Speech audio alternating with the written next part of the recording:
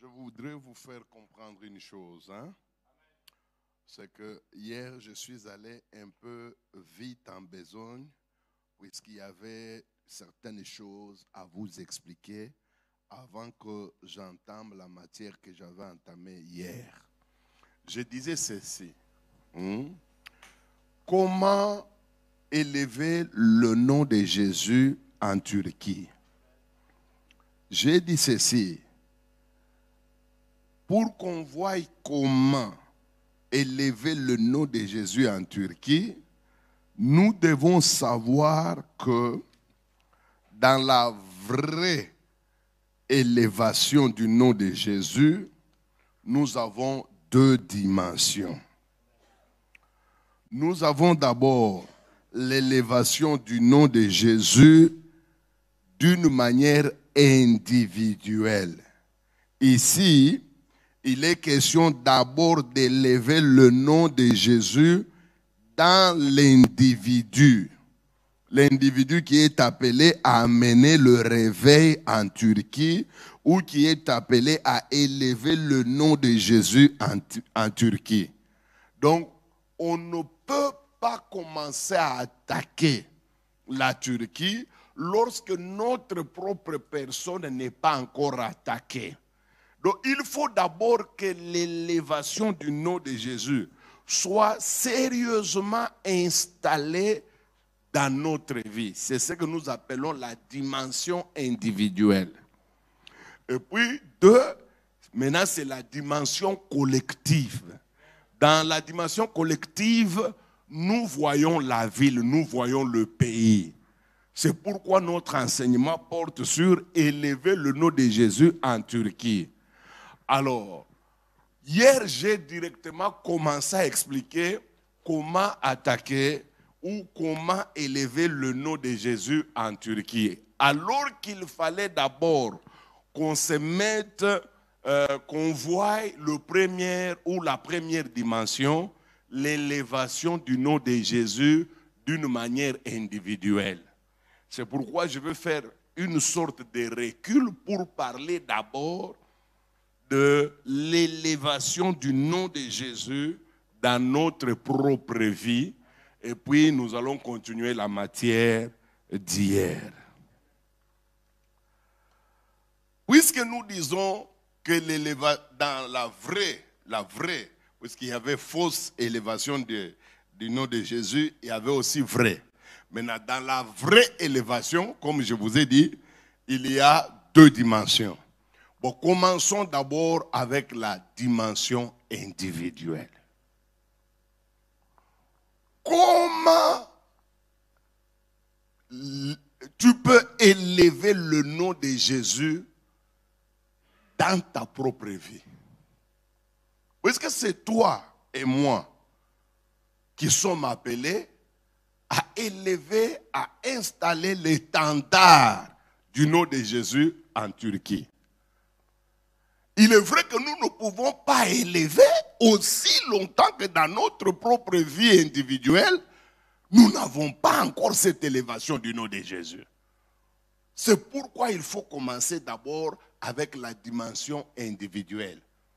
C'est peut-être l'oubli ou peut-être Dieu l'a voulu, je n'ai pas d'explication. Mais hier, j'ai commencé directement à attaquer la dimension collective. Or, la dimension individuelle est aussi importante que la dimension collective. Certaines personnes ici, nous pouvons leur demander d'aller élever le nom de Jésus en Turquie. Ils sont incapables et ils ne feront rien, puisque au départ, ils n'ont jamais élevé Jésus-Christ dans leur propre vie. Alors, quelqu'un me dira, Pasteur Esdras, comment est-ce qu'on peut installer, on peut élever le nom de Jésus dans notre propre vie personnelle? Je veux bien aussi participer à l'élévation du nom de Jésus en Turquie. Je suis déterminé d'être un acteur fervent, un acteur engagé et engageant ici à Istanbul. Mais avant tout cela, comment je peux installer cet étendard du nom de Jésus dans ma propre vie? Comment est-ce que je peux faire voir à ceux qui ne me connaissent pas que voici le nom de Jésus qui règne dans ma propre vie? C'est simple. Il y a des étapes. La première étape la plus indispensable, ou si vous le voulez, la première condition pour que Jésus-Christ installe son drapeau dans ta propre vie, ou la première démarche qu'on peut faire pour que finalement le nom de Jésus éclate dans notre vie, c'est faire une rencontre personnelle avec Jésus-Christ lui-même.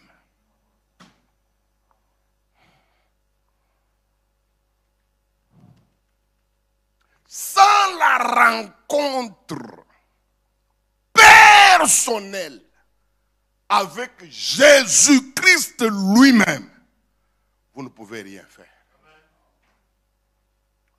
Et c'est la tragédie du 21e siècle commençant. On demande aux gens qui n'ont rien à voir avec Jésus-Christ dans leur vie de manifester Jésus. Quelle bêtise! Aujourd'hui, nous avons toutes sortes d'acteurs dans le royaume de Dieu. Nous avons des prédicateurs qui n'ont jamais rencontré Christ et pourtant prédicateurs.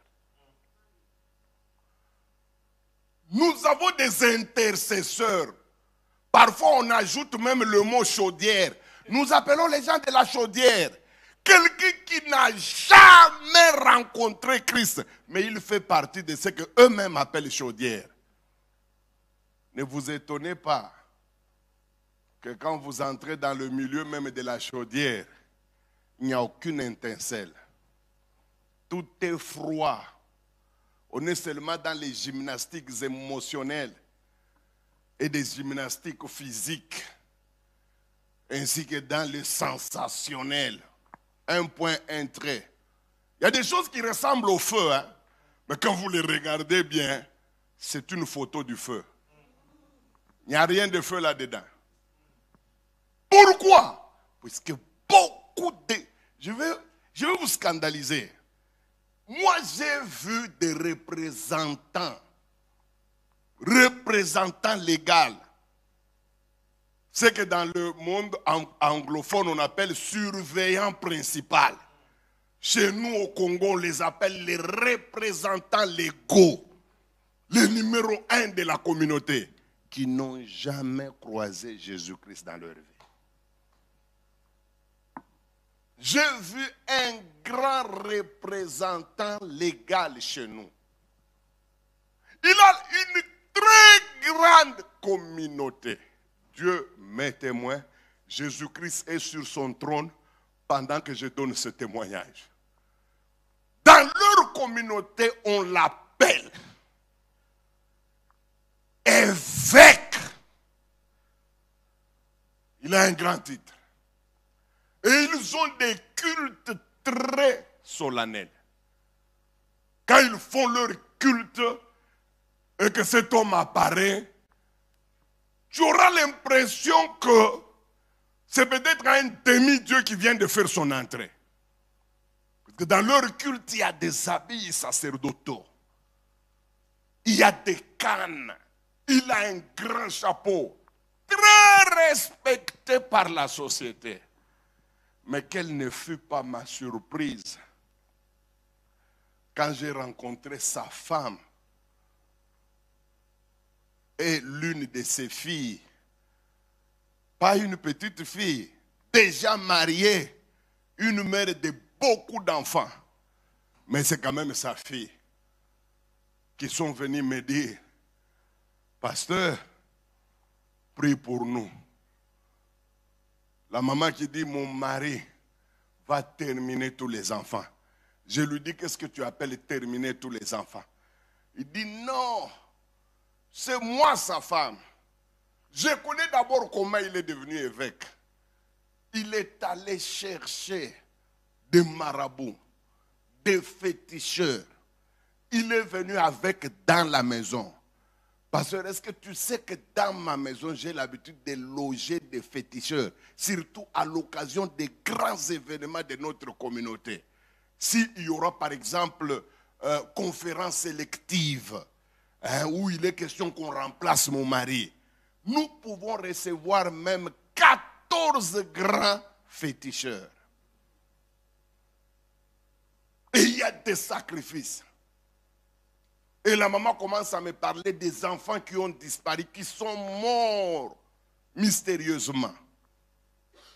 Et le monsieur est en train de demander à la maman pour qu'elle adhère à son loge.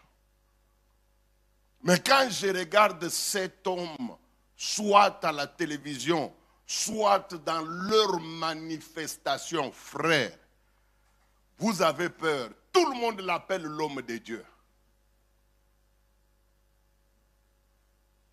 Et vous savez ce qui est arrivé? C'est vrai, la maman n'a pas adhéré, mais elle était faible. Tu vois, elle vient d'une communauté où la prière n'est pas prioritaire. Là-bas, ce sont des cérémonies. C'est la liturgie qui compte. Monsieur l'a tué. Et sa fille ne lui parle pas depuis. Vous ne pouvez pas marquer la Turquie si Jésus-Christ de Nazareth ne vous a jamais rencontré. Beaucoup de gens rencontrent des bâtiments. Beaucoup de gens entrent en contact avec une église et on lui donne une carte de membre. Mais trop peu de gens expérimentent ce qu'on appelle rencontrer Christ personnellement. C'est ça le problème d'un grand religieux de l'époque. Un grand théologien, très respecté parmi les pharisiens. Il était une référence. D'ailleurs, dans la plupart des cas, s'il n'a pas encore donné son avis, c'est très difficile que les autres pharisiens fassent autre chose. Mais il avait un problème sérieux malgré la connaissance qu'il avait là. L'homme n'avait jamais connu ce que c'est rencontrer Christ. Dans la Bible, on appelle ça nouvelle naissance. Écoutez son histoire. Qu'on nous lise. Jean chapitre 3, versets 3 à 6. Pour des raisons de documentation, vous pouvez ajouter Acte 9, 1 à 6. Le réveil commence avec la nouvelle naissance. Qu'on nous lise. Qu'on nous lise. Je lis au nom de Jésus, Jean chapitre 3, versets 3 jusqu'à 6. Jésus lui répondit, en vérité, je te le dis, si un homme ne naît de nouveau, si un homme, un humain, n'est pas né de nouveau, Église, écoutez-moi, il ne peut voir le royaume de Dieu. Vous tous qui êtes dans cette salle, ce n'est pas venir dans cette salle qui va vous permettre d'entrer au ciel, non. Ce n'est pas fréquenter le pasteur David qui va vous aider d'entrer dans le royaume, non. La Bible dit que vous tous qui êtes dans cette salle, si aucun de vous n'est né de nouveau, le ciel, la porte du ciel est fermée. Et ça m'étonne. Assoyez-vous. Un grand homme comme ce grand professeur de la théologie qu'on appelle Nicodème, il ne connaissait pas ça. Et pourtant une référence, je vous dis, à l'époque. Tout le monde connaissait qui est Nicodème. Il a fallu seulement qu'il prenne la parole Puisque les gens étaient pressés pour tuer Jésus, il a dit, pas question. Est-ce que notre loi condamne tel quelqu'un sans l'avoir jugé? Et tout le monde était... Quand Nicodème parlait, Nicodème c'était le genre de Gamaliel, Nicodème, le même niveau presque. De personnes référentielles. Mais référentielles pour rien. Car en ce qui concerne les choses de Dieu, il était très, très loin. Lui n'était que dans la science et dans l'histoire. Il peut te raconter comment Moïse a sorti les enfants d'Israël, comment. Mais entré au ciel, il ne connaissait rien. C'est la même chose aujourd'hui. Moi, ça, regardez le genre de ministres que nous avons aujourd'hui. Des ministres qu'on appelle les serviteurs de Dieu. Ça va vous faire mal. Nous avons des hommes de Dieu qui ne connaissent rien de ce que c'est la nouvelle naissance, mais très engagés dans l'œuvre, très adulés, populaires comme vous n'avez pas idée. D'ailleurs, si vous voulez avoir des problèmes avec la population, touchez à cet homme de Dieu-là, entre guillemets. Et pourtant, quand le ciel le regarde, une coquille vide qui attend le feu. Puisque ce qu'on appelle là la nouvelle naissance, il n'a jamais connu ça. Les chantres. Aujourd'hui, qu'est-ce qu'on appelle chantre? C'est tout celui qui a une belle voix. Or, chantre, dans la Bible, on l'appelle toujours chantre de l'éternel. Ce n'est pas chantre de la voix. Dieu n'a pas besoin de n'importe quelle voix. Sinon, tout le monde serait son chantre. Il prendrait tout. Mais quand on dit chantre de l'éternel, c'est que la personne appartient à l'éternel.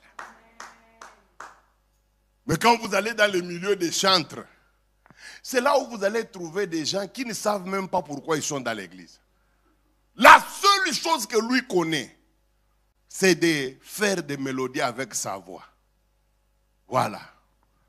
Là où parfois, nous tous qui ne savons pas bien chanter, nous disons, nous allons entrer, mais lui il peut changer, nous allons entrer. Voilà. Il croit qu'il a atteint le ciel. Et pourtant, il joue avec les cordes vocales. Un point, un trait. Nous avons des anciens païens. C'est la raison pour laquelle il y a beaucoup de problèmes dans l'église. Je vais vous dire, l'une des raisons qui explique la difficulté qu'ont les chrétiens de vivre ensemble, c'est qu'il y a trop de gens qui n'ont jamais connu la nouvelle naissance. Essayez d'avoir un problème avec un faux frère dans une église. Vous allez vous demander pourquoi vous êtes venu dans l'église. Il y en a qui se tiennent même debout. Tu ne me connais pas. Tu vas voir ce que je vais te... Tu te dis, mais c'est ce frère avec qui... Mais quand vous avez un problème avec un enfant de Dieu, un vrai enfant de Dieu, ça finira toujours bien. Vous pouvez vous compliquer. Même les vrais enfants de Dieu peuvent avoir de sérieux problèmes. Mais vous allez voir la différence avec les vrais enfants de Dieu. Chacun là où il ira là, Dieu parlera dans son cœur. C'est ça l'avantage d'avoir un problème avec un vrai frère, une vraie sœur. Elle peut, par erreur, puisque c'est une personne humaine, quand le problème commence, elle perd l'équilibre, elle peut même lâcher certains mots qui ne sont pas bons, mais une fois à la maison, elle ne va pas dormir. Le Saint-Esprit commencera à lui dire, pourquoi tu as dit ça? Pourquoi? Et dès le matin, si elle est très loin la personne, elle peut même t'appeler. Frère, ce que je t'ai dit là hier, je demande pardon. D'ailleurs, à 14h, je viens te voir. Je n'ai pas dormi. Pas quelqu'un qui n'a pas rencontré Christ. Celui-là, il va même rencontrer un autre. Il dit, il avait voulu jouer. Je l'ai mis à sa place. Demandez à la sœur Irène, elle était là. Je lui ai craché des choses. Moi, je ne joue pas. Vous me prenez pour qui? Est-ce que toi, quand nous étions au pays, toi, tu pouvais m'approcher, toi? Toi. Avec votre... D'ailleurs, c'est au pays où on s'approchait de vous trop. Vous étiez quoi? Vous étiez quoi? Vous êtes devenu quelqu'un peut-être grâce à la Turquie ici. Quand vous étiez au pays là, vous aviez quelle forme? Il y a des gens qui veulent nous terroriser à tout moment. Quand j'étais au pays, bon, si tu étais bien au pays, tu as fui quoi? Vous nous faites souffrir. Il faut naître de nouveau. Alors, la nouvelle naissance vient par 2 étapes. Comment est-ce que quelqu'un devient sauvé? Il naît de nouveau. Il y a seulement 2 étapes. Première étape, c'est écouter la parole. Là, c'est Actes des Apôtres, chapitre 2, 12 à 17. Vous allez trouver Pierre qui se tient debout, qui commence à prêcher. Ô hommes frères, ces gens que vous voyez ne sont pas ivres. C'est ce qu'a écrit Joël. En effet, vers le dernier, il a exhorté, il a exhorté. La première chose, c'est écouter la parole. C'est vrai, Dieu est souverain. Il y a certaines personnes qui ne sont pas passées par cette étape. Il y a des gens que Dieu a touchés en écoutant une chanson. Puisque Dieu est souverain. Mais la voix régulièrement utilisée par Dieu, c'est la parole. À 90%, toutes les personnes qui ont été nées de nouveau, ils l'ont été en écoutant la parole. Damaris, cette femme marchande, grecque, mais qui n'était pas sauvée, bien que marchande. La Bible dit, pendant que Paul prêchait, écoutez ce que la Bible dit, l'Éternel rendit cette femme attentive pour écouter ce que Paul disait. Et à la fin, elle a été sauvée. On est sauvé en écoutant d'abord la parole. C'est comme ça que la nouvelle naissance commence. Même les plantes, haricots, n'importe quelle plante, tous les végétaux, ils naissent comment? C'est avec la sémence. On jette la graine, quand la graine se meurt, il y a une tige qui pousse et nous avons une nouvelle plante. Et la sémence par excellence de la nouvelle naissance, c'est la parole. Maintenant, quand Pierre a prêché, la Bible dit, il y a quelque chose de nouveau qui s'est passé dans la foule. Et c'est Paul, c'est lui-même Pierre qui le dit. Il dit, croyez au Seigneur Jésus et repentez-vous. En Afrique, souvent, quand on prend le mot repentir ou repentance, on l'associe à l'avouement ou l'aveu, c'est ça, en français, l'aveu des péchés, avouer ses péchés. Non, dans la Bible, la repentance n'a pas cette signification. D'abord, le mot la racine même hébreu du mot repentance, c'est le changement de direction. Donc, d'abord, il faut écouter la parole. Et la parole va vous pousser à changer de direction. Quand on dit l'Éternel s'est repenti de ce qu'il allait faire, ça signifie l'Éternel a changé de décision. Il allait dans cette direction, il fallait frapper, mais pour des raisons évidentes, il change de position. Il ne frappe plus. C'est ça la repentance. Voilà les 2 étapes qui engendrent dans la personne la nouvelle naissance. Maintenant, quelqu'un me dira, pasteur, mais comment la repentance s'est fait, le changement de direction? Ah là j'ajoute encore. La repentance, pour arriver à une vraie repentance. Parce qu'il y a toujours des faux et des vrais dans chaque chose. Tout comme dans la repentance, il y a des fausses repentances qui n'ont rien à voir avec la repentance biblique. La vraie repentance biblique, elle connaît toujours 5 étapes aussi. Première étape, c'est le regret. Non, d'abord, non, être touché. D'abord, être touché par le Saint-Esprit dans son fort intérieur. Vous savez, quand Pierre prêchait, hein, il a tellement bien prêché, hein, la Bible dit, ils eurent le cœur vivement touché. Donc, ils ont été touchés dans leur fort intérieur. Ce sont des choses pareilles qui ne sont plus dans nos églises. Les gens ne sont pas touchés au fond. Vous savez, moi, qu'est-ce qui m'avait fait convertir? Moi, quand je suis allé dans cette réunion-là où on m'avait invité, je ne suis pas allé pour suivre Dieu. Moi, je suis allé suivre les filles. Il y avait certaines filles que je visais. Même en entrant là-bas, ce n'est pas la chose de Dieu qui m'intéressait. Nous sommes entrés, jeunes gens que j'étais, avec d'autres jeunes, mais il faut avouer qu'à l'époque, en tout cas cet endroit-là, ce groupe de prière, avait de belles filles. Et on les visite. Nous sommes entrés là-bas avec cette intention-là. C'est pourquoi quand on chantait là, nous, ça ne nous disait rien. Nous étions là en train de calculer qui a de beaux bassins, qui n'en a pas, qui a dedans des lièvres, ce que les Quinois appellent moignons, toutes ces histoires-là, et qui n'en a pas. On visait.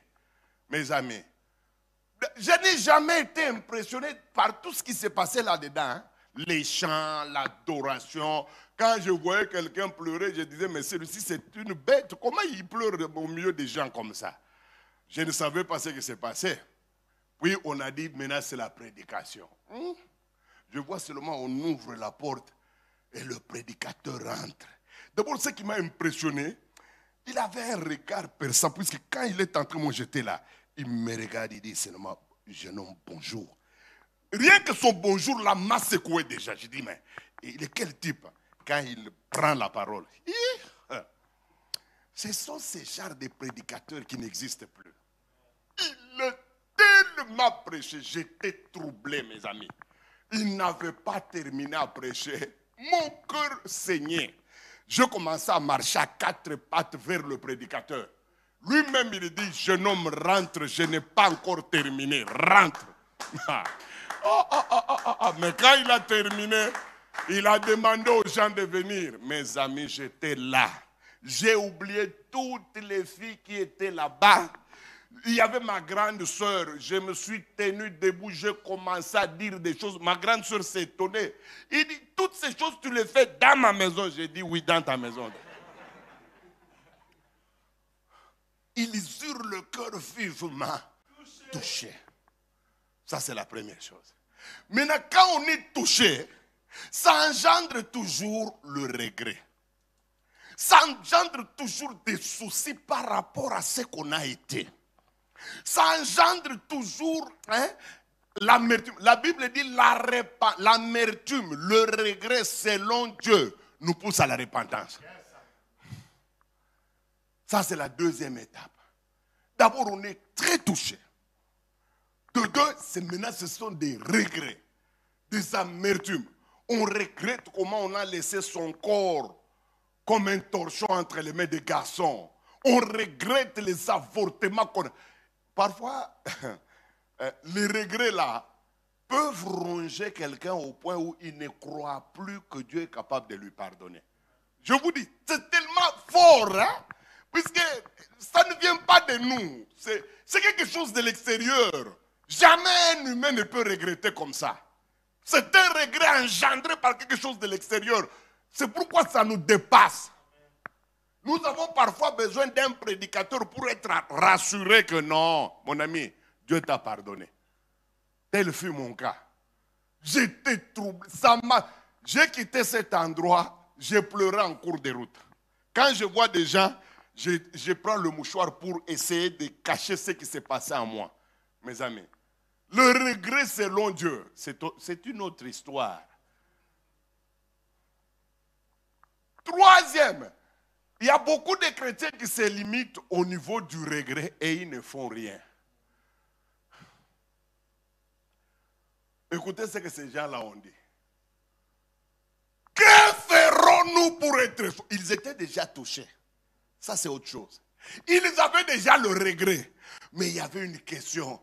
Que ferons-nous pour être sauvés? C'est là qu'intervient la troisième étape de la repentance. La confession. Vous savez, aujourd'hui, nous entrons mal dans l'église. Dans l'église primitive, on entrait toujours avec la confession des péchés. Par exemple, dans Actes chapitre 19, verset 18, que dit la Bible? La Bible dit, tous ceux qui croyaient venaient et confessaient publiquement ce qu'ils avaient fait. Essayez de faire ça dans l'église d'aujourd'hui. On va te traiter de tous les noms. Par exemple, moi, je suis traité de tous les noms. Et pourtant, je demande toujours à ceux qui me condamnent, montrez-moi que ce que je fais là, les apôtres ne l'ont pas fait. Quand je demande aux gens de se repentir.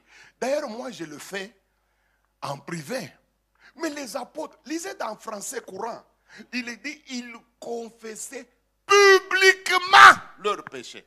C'est ce qu'on faisait dans les actes des apôtres. Donc la différence entre le regret et la confession, je peux dire ceci. Le regret, c'est la nausée. Mais la confession, c'est vomir. Vous comprenez?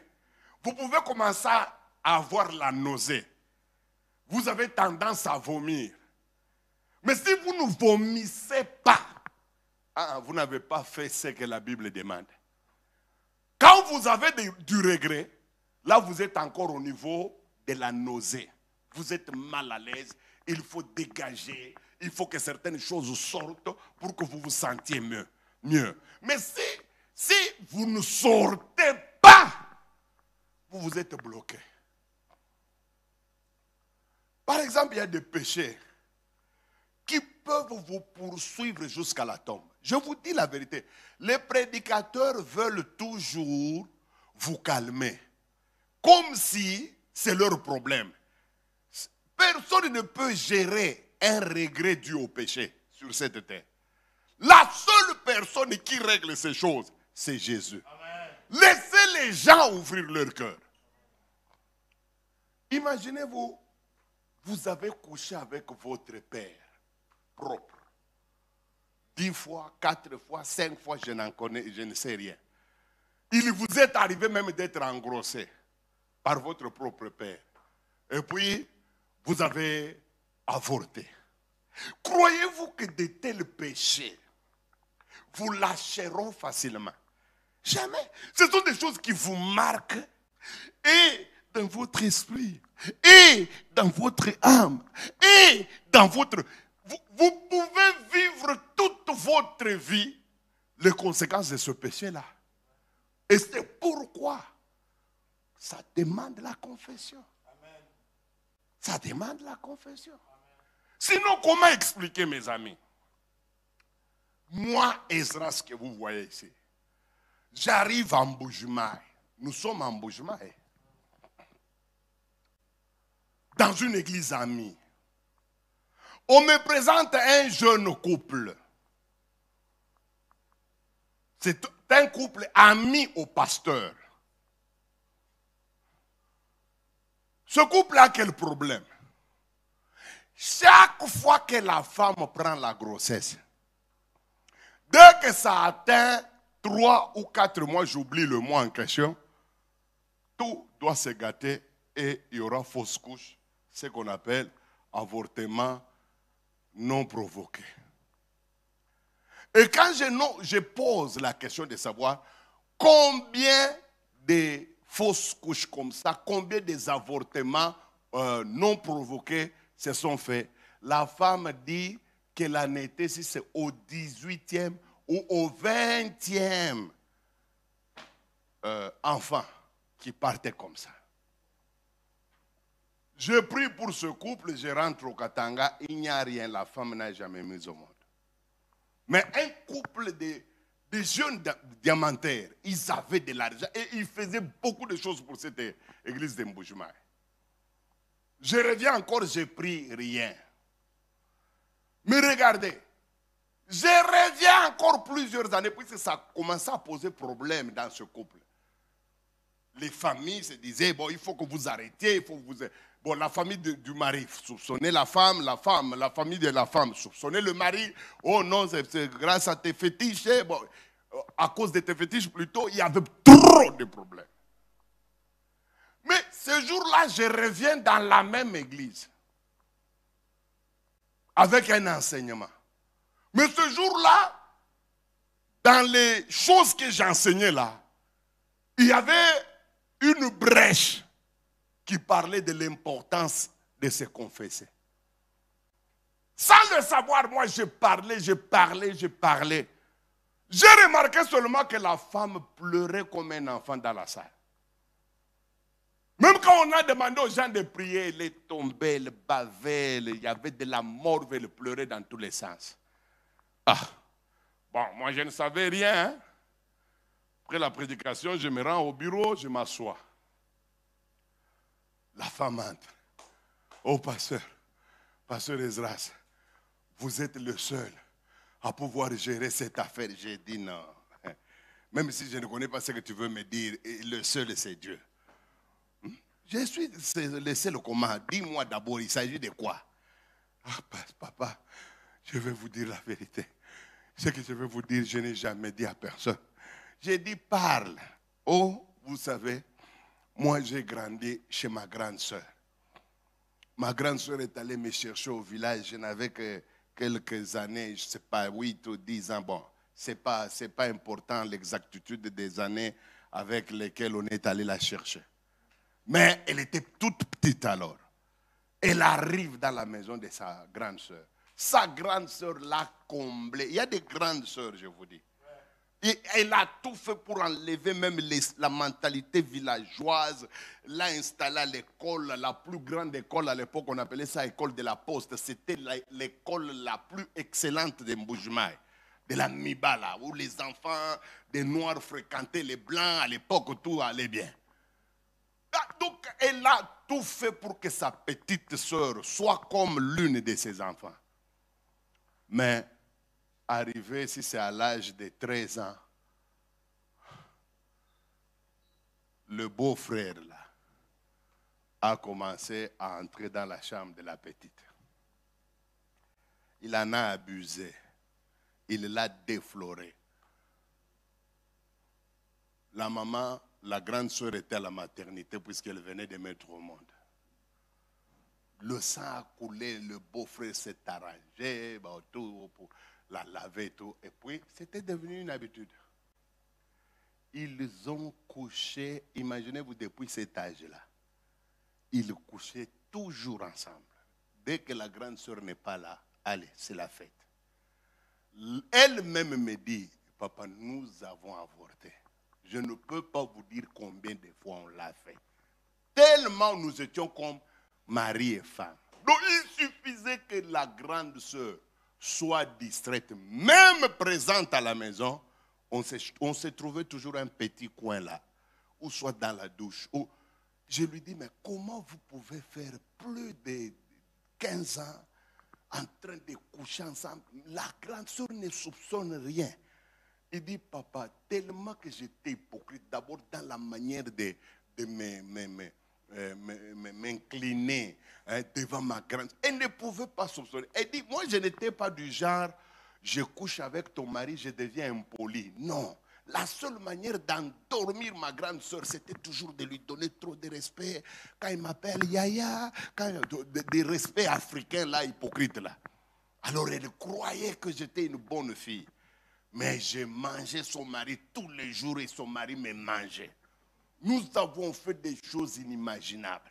On a avorté plusieurs fois. Et voilà que ce garçon est venu. Il m'a pris en mariage. Au moins nous avons arrêté quand le garçon m'a pris en mariage.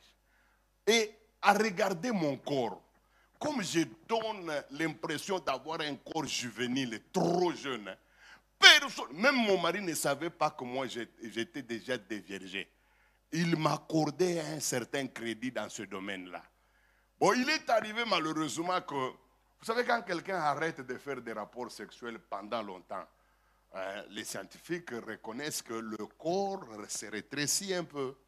Oui, oui, ça se rétrécit sérieusement au point où le jour où vous allez recommencer, le premier contact ne sera pas facile.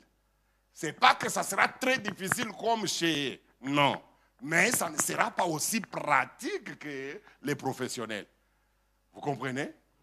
Alors, le garçon bleu qu'il était, comme je me suis converti, je n'avais plus de relations sexuelles avec mon beau-frère.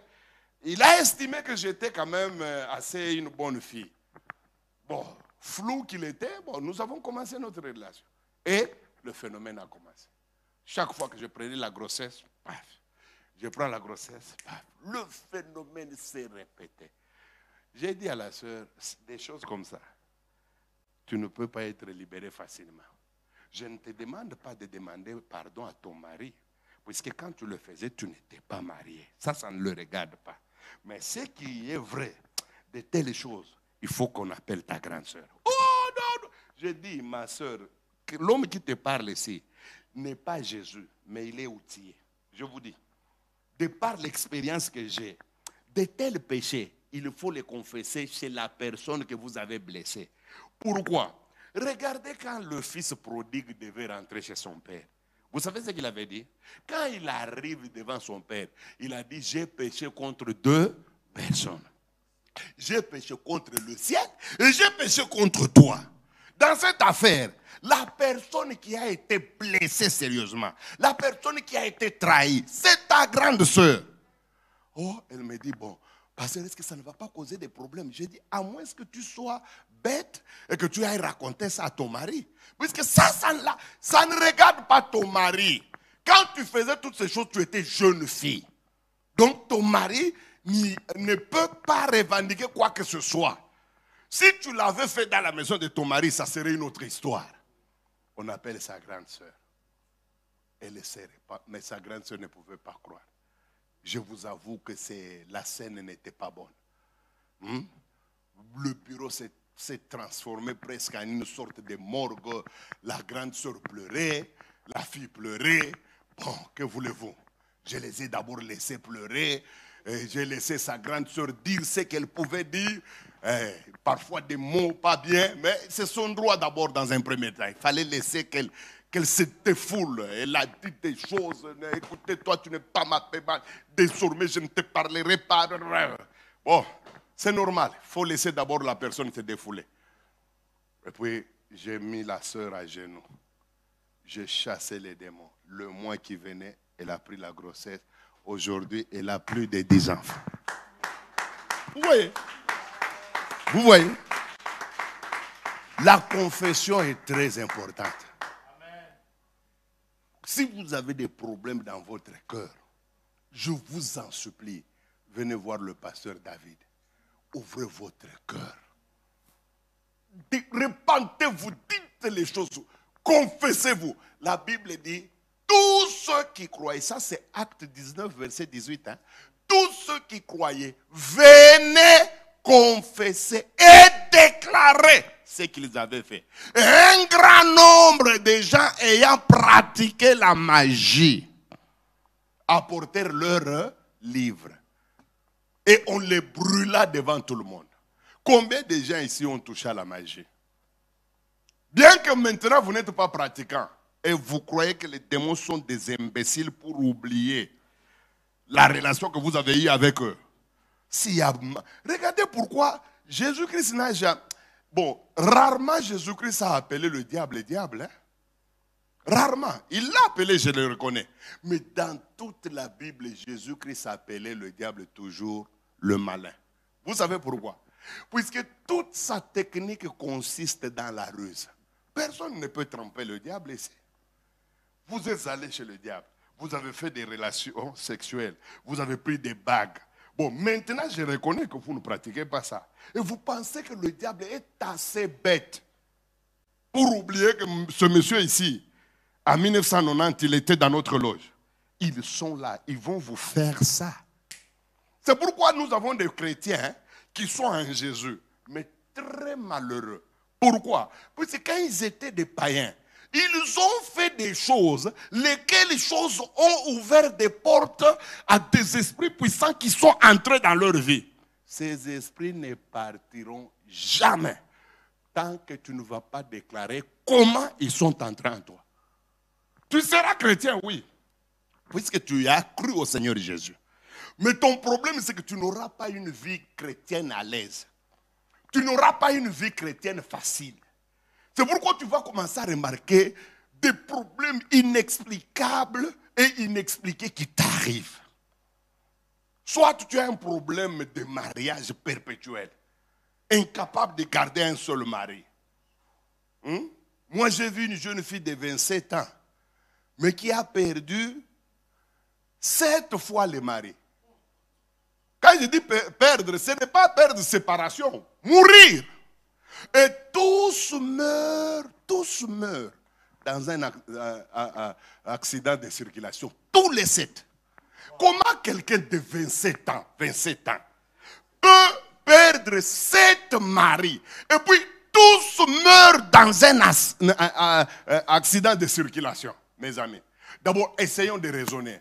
Si elle a 27 ans quand je l'ai rencontrée, bon, elle s'est mariée pour la première fois à quel âge? Et à quelle vitesse de succession les hommes là sont morts? Faites attention. Hein? Si vous ne voulez pas ouvrir vos cœurs avec des phrases telles que « Ah, vous savez, je mourrai avec mon secret », c'est bien. Et effectivement, tu vas mourir avec ça. D'ailleurs, tout montre que tu commences à mourir. À force de garder, tu commences à mourir. Regarde les gens de ton âge. Ils n'ont pas de rides comme toi. Parce que tu as des problèmes sérieux qu'il faut avouer. Mais tu ne veux pas. Tu ne veux pas. Ton corps commence à te trahir. Tu ne dors pas, tu n'as pas la paix. Il y a des gens ici, hein, s'il faut dormir, c'est 1 heure. Après 1 heure, ce sont des insomnies. Si ce n'est pas ça, ce sont des comprimés. Et des comprimés ici, souvent, c'est en turc. Le turc lui-même, tu ne le maîtrises pas. Parfois, tu vas boire des médicaments durs au fou. Alors que toi, tu as besoin de calmer ton estomac. Maintenant, toi, tu bois ce qu'on donne au fou. C'est la raison pour laquelle tu arrives parfois à l'église comme ça. Nous ne comprenons pas ton comportement. On te dit d'enlever les chaises. Tu commences à menacer les gens. Tu dis, dans cette église, vous me dominez trop. Qui d'autre t'a déjà donné cet ordre? Faites attention. Et après la confession des péchés, c'est être baptisé.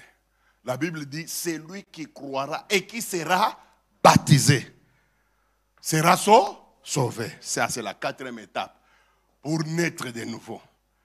Et la 5e, Actes des Apôtres, chapitre 2, verset 42, la Bible dit, tous ceux qui croyaient persévéraient dans la prière, dans les enseignements, dans la fraction des pains et dans l'amour fraternel. La 5e étape, c'est persévérer dans ces 4 choses-là. Quand vous entrez comme ça dans l'église, alors là, nous pouvons dire que vous avez installé le drapeau de Jésus-Christ dans votre vie. Vous avez droit maintenant d'attaquer la Turquie.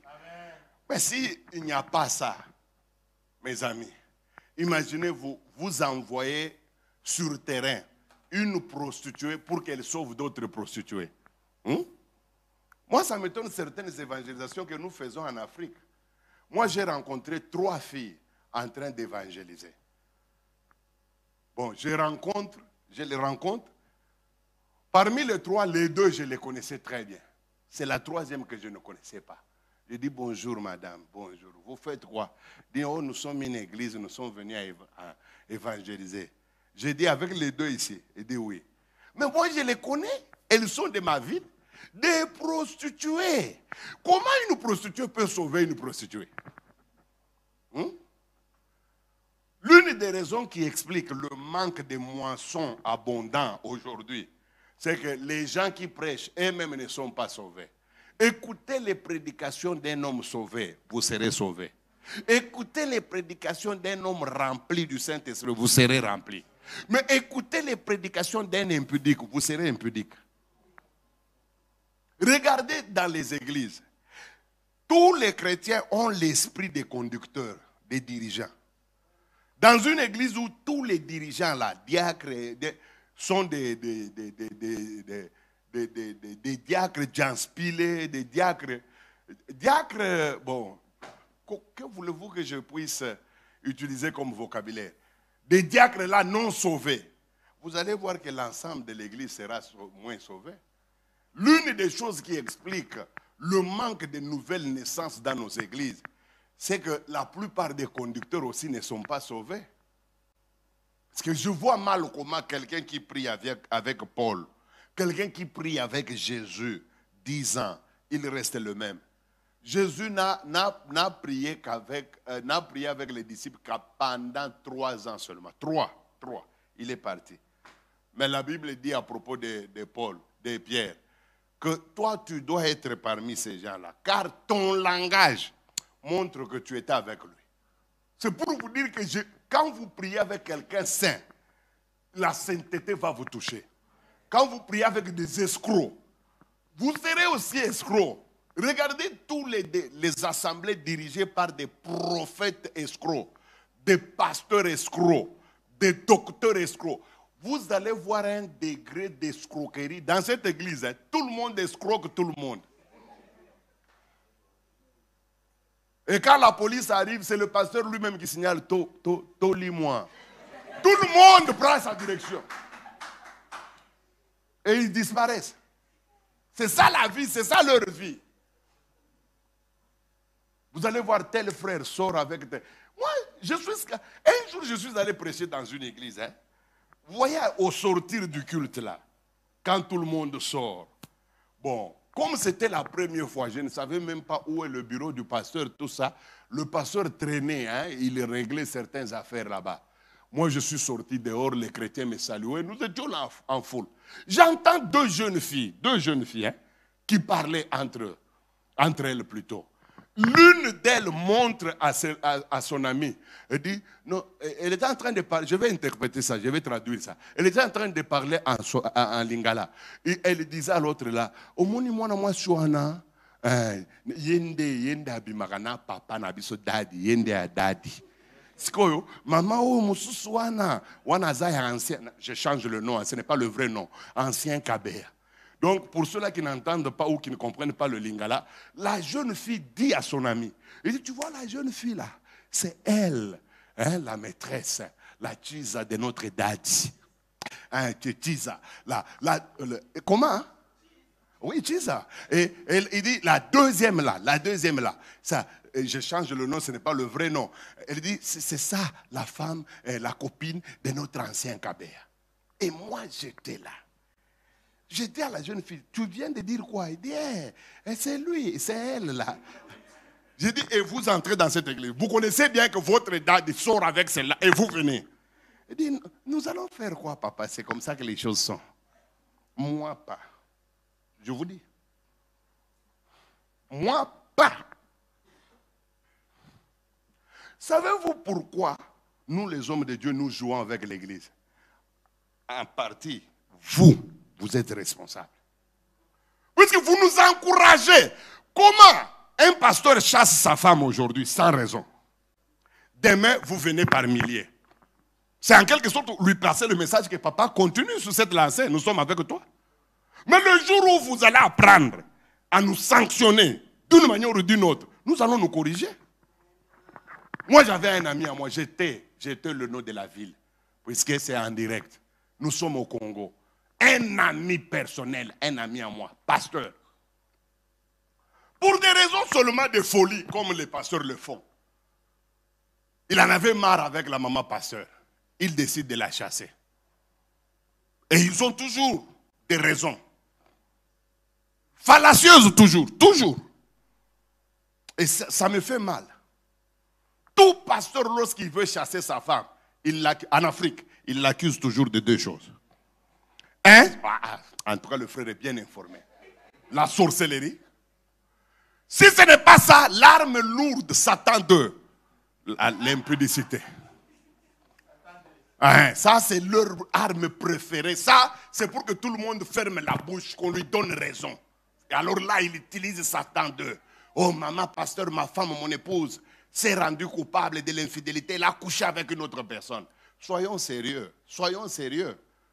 Entre nous, les pasteurs, et nos femmes, maman, pasteur, comme on les appelle en Afrique, qui souvent tombe dans l'impudicité? C'est nous.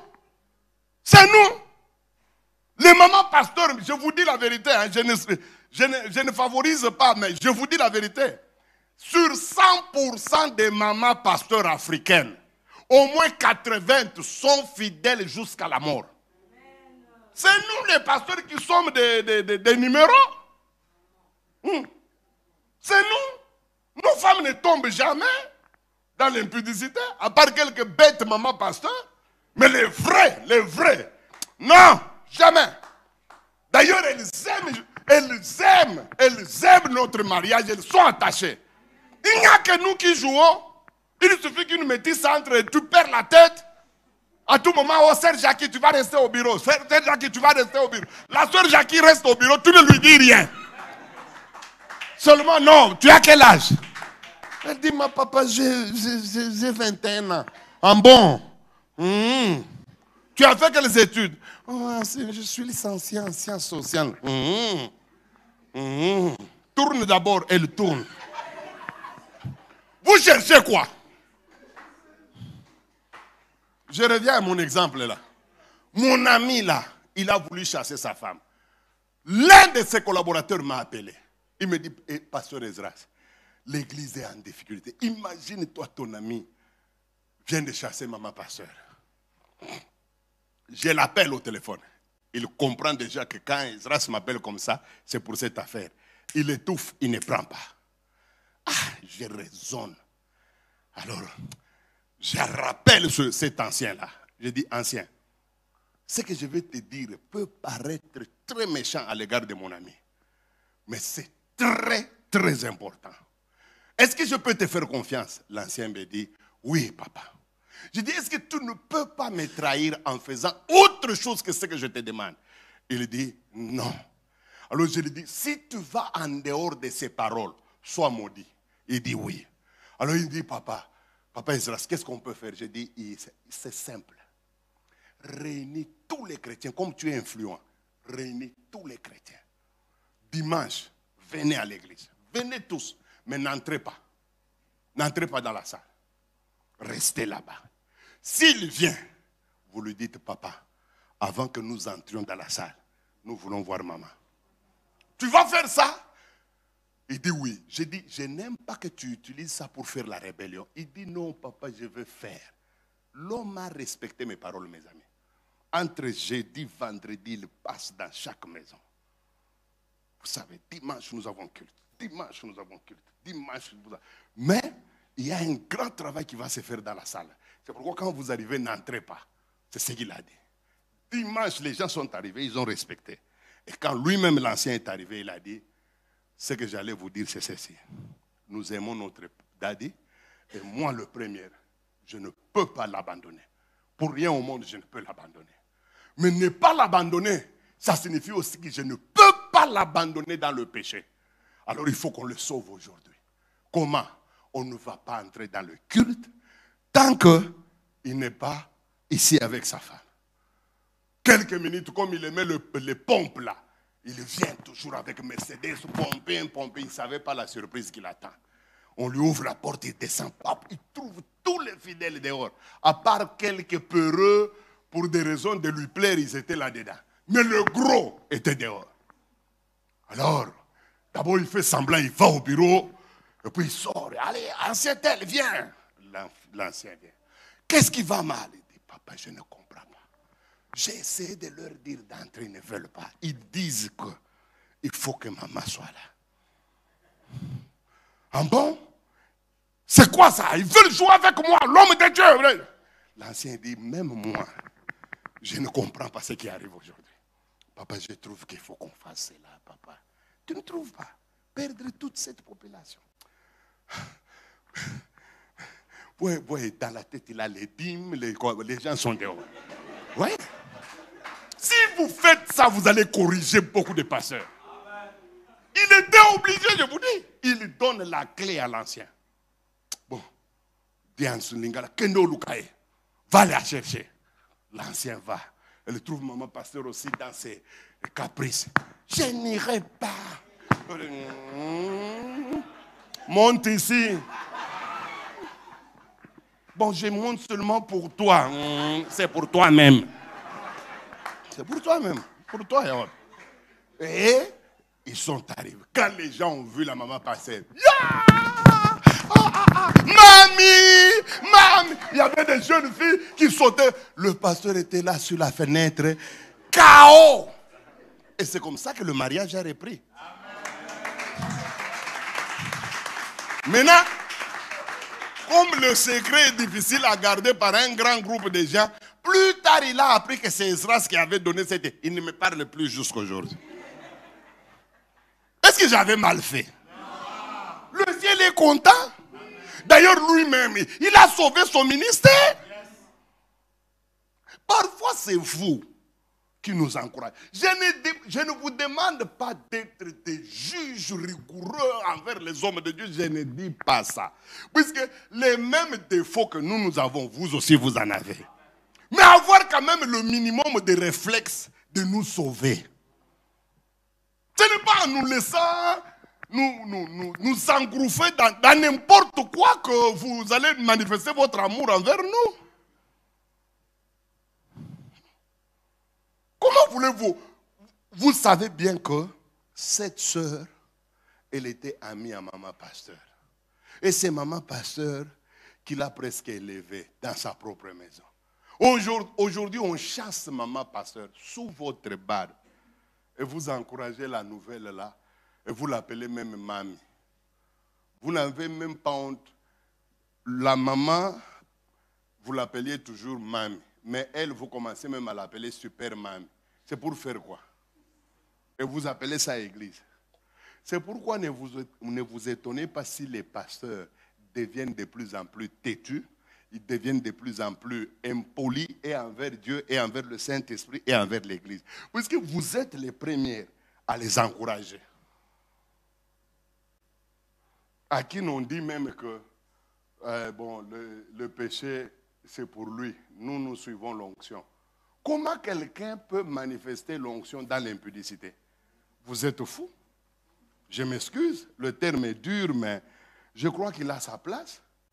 Un homme mort comme ça, vous croyez qu'il va vous apporter quoi? Hein? Ne jouez pas. Dieu n'est pas notre ami. Hein? Dieu n'est pas notre ami. Quand ça va mal entre Dieu et un homme de Dieu, ça va mal. Même les anges savent que ça va mal. Même le Saint-Esprit ne descend plus comme il descendait. Dieu n'est pas bête, mes amis. Et vous et nous, soyons sérieux. Nous sommes là pour veiller sur vos âmes. Nous sommes là pour vous guider. Mais vous êtes là aussi pour nous protéger. Vous pouvez nous protéger avec amour. Vous pouvez nous faire des reproches avec amour. Moi, ce que je n'aime pas, c'est l'impolitesse. Quand un frère entre dans le bureau, là, il dit « Bonjour, pasteur. Tu te crois qui? Ah, là, tu joues. Là, tu joues. Il faut que je te fasse partie de mon bureau. » Mais quand quelqu'un vient avec tout amour, en toute bonhomie, « Papa, hein, j'ai quelque chose à te dire en tant que ton fils. Je trouve que quand on avait commencé au début, papa, tu n'étais pas comme ça. Je trouve que tu reproches un peu maman trop durement. Et puis en notre présence, papa, tu ne trouves pas que tu l'humilies. est-ce qu'un tel reproche, je vais me fâcher? Mais quand vous devez entrer dans le bureau, non, pasteur, nous trouvons que tu es devenu charnel. Tu comprends? Tu mets mal à l'aise notre maman. Alors là, je vais te faire montrer vite que je suis pasteur et puis je ne suis pas de ton âge. Alors là, ne me dis pas que tu es orgueilleux, puisque tu viens avec toute la chair possible.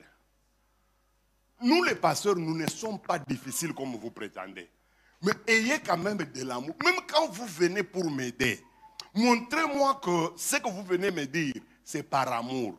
Mais quand je sens que c'est par haine, quand je sens que c'est pour me mépriser, c'est normal que la chair entre en jeu. Dieu sait. Oui, Dieu sait que nous les humains, nous sommes comme ça. Alors là, tu vas sortir pour dire aux gens, non, non, il n'écoute pas, depuis qu'il a l'argent, il n'est pas ceci, depuis qu'il voyage. Moi, je connais tous les frères avec qui nous avons commencé. Lorsqu'ils me font des remarques très mal et que je réagis mal, souvent, ils pensent que c'est puisque j'ai acquis, c'est puisque j'ai de l'argent. Quand j'étais pauvre, je les écoutais. Je suis le seul, le même. Seulement, vous êtes orgueilleux. Amen. Alors, si vous le faites, vous entrez dans ce qu'on appelle la nouvelle naissance et vous marchez avec Dieu. Et à partir de ce moment-là, le feu du Saint-Esprit va commencer à se manifester dans votre vie. Et quand vous êtes déjà engagé, une chose doit vous préoccuper. Une chose doit vous préoccuper. C'est la recherche perpétuelle à ressembler à Jésus. Ça, c'est un. La deuxième chose, vous devez chercher par tous les moyens la plénitude du Saint-Esprit. Sans le Saint-Esprit, vous ne pouvez rien faire. Sans le Saint-Esprit, vous ne pouvez pas chasser les démons. Sans le Saint-Esprit, vous ne pouvez pas guérir les malades. Sans le Saint-Esprit, vous ne pouvez pas chasser les forteresses, les puissances. Turquie ici, c'est habité par des hôtels. C'est habité par des choses pas très très bien pour les chrétiens. Alors ces choses pour être enlevées demandent la plénitude.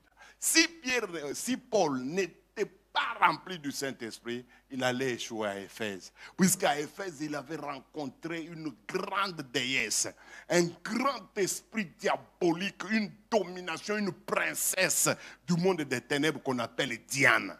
Et Diane avait déjà acquis toute la ville à sa cause.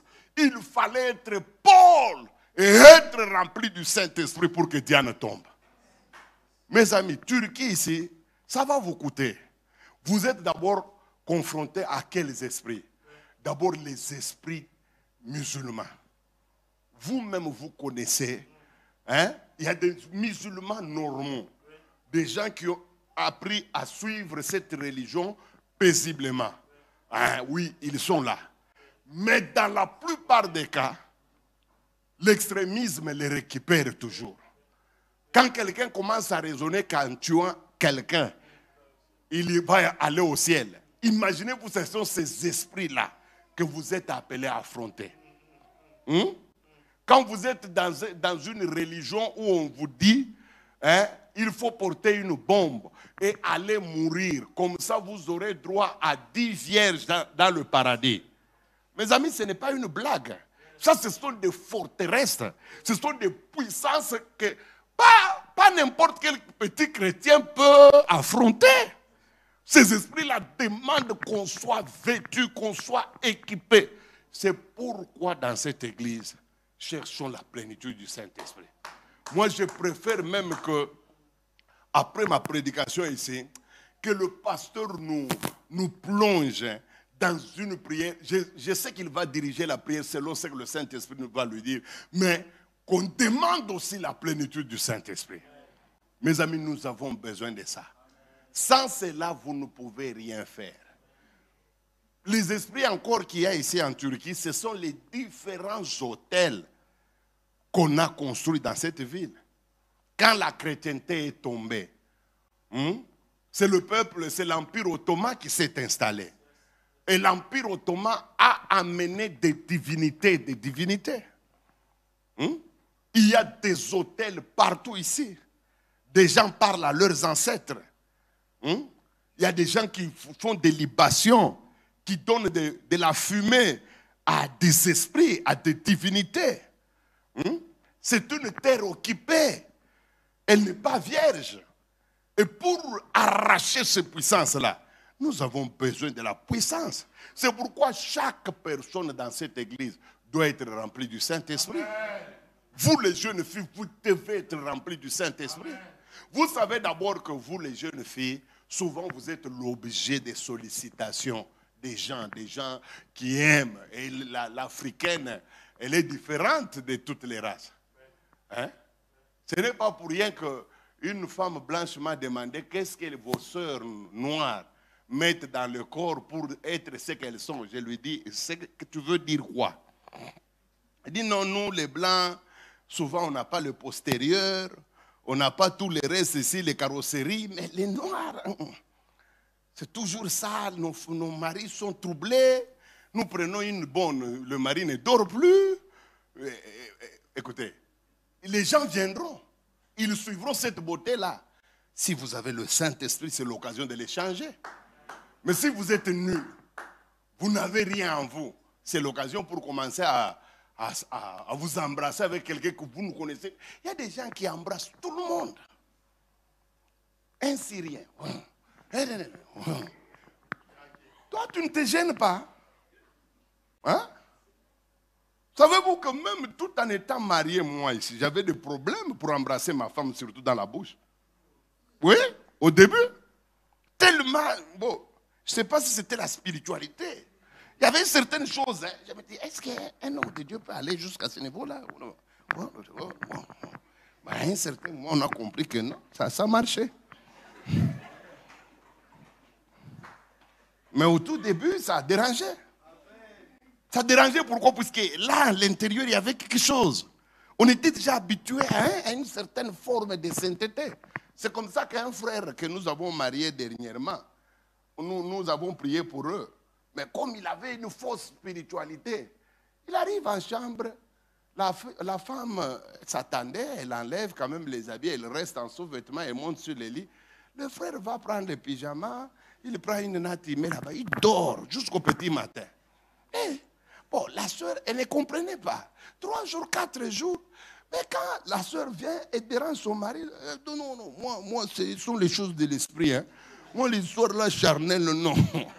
C'est la soeur qui viendra me dire, mais papa, dis un peu à votre frère ici, la spiritualité là, c'est comment? J'appelle le frère dit, oh, j'ai du mal, papa. Tu sais, nous sommes habitués à moi, enlever les habits devant une femme. Je dis, mais frère, pourquoi tu es allé la marier? Donc pour qu'il commence une vraie vie intime, il a fallu qu'on travaille son esprit. Ce qui n'est pas normal. Mais toi aussi, n'importe qui, quand quelqu'un te fait des avances, à la minute même, c'est déjà les tire-langues, les doigts, dada. Ma soeur, si tu n'es pas malade, alors c'est toi qui donnes la maladie. Nous allons nous retrouver demain. Demain, nous allons finir cet enseignement. Et je vais me reposer le lundi et le mardi. Mercredi, on commence un enseignement. Je te demande de prendre ta femme, tes enfants. Amène ça ici. Tu vas me dire, Pasteur Ezra, tu vas parler de quoi? Je vais vous parler de la délivrance du monde des nuits. Je crois que peut-être 80% des gens qui sont ici n'ont jamais écouté ce que je vais dire pendant cette semaine.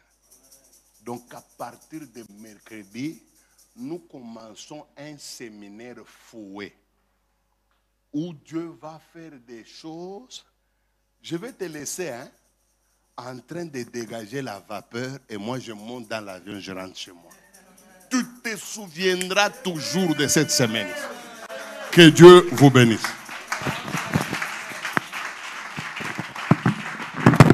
Est-ce qu'on peut se mettre debout, debout s'il vous plaît? Descends debout. Pendant que tu acclames le Seigneur, dis merci au Seigneur pour ce message. Est-ce que tu peux élever ta main droite? Commence à dire merci au Seigneur. Je t'entends prier. Commence à dire merci pour ce que j'ai écouté. Allons-y ensemble. Quand tu descends, l'atmosphère change. Il y a transfert entre ciel et terre. Oh, tu descends. Where did you say?